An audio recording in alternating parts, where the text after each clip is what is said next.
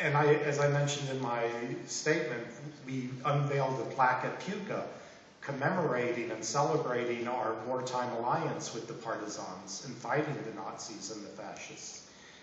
That misses the point completely that there were plenty of people, most people, I think, in any war, who are just mostly confused. And mostly they're forced into certain circumstances that are beyond their control. I once gave this example that you could have a family of 10 children, 10 sons, say, and they're living somewhere in Slovenia, and one of them is an ardent Nazi, so he goes off and is with the, supports the Germans, and then there's a second one who doesn't really know about the Nazis, but he's an ardent Catholic and he's heard that the communists are atheists, so he goes off and supports them. And then there's a third one who is an ardent nationalist and he's afraid if the communists take over, Slovenia will never have its own country, but will be part of this bigger Yugoslavia, so he goes and supports them.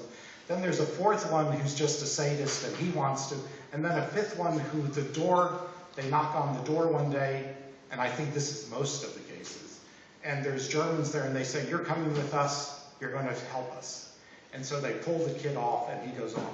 Then the sixth son, the next day, the partisans come to the door, pull him out and say, you're going to come with us. And then, you know, it goes, there's so many reasons why people were on either side.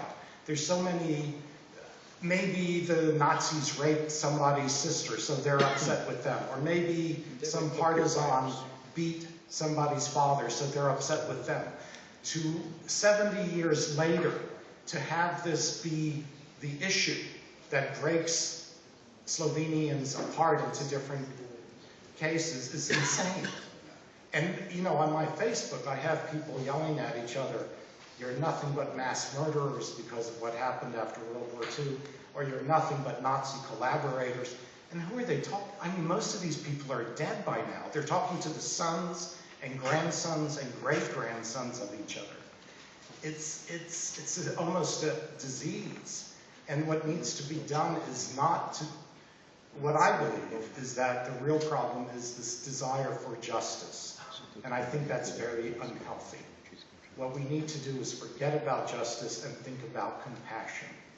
And we need to think about mutual respect and just appreciate that everyone has different struggles and everyone chose what they thought was best to do at that time and move on into the future.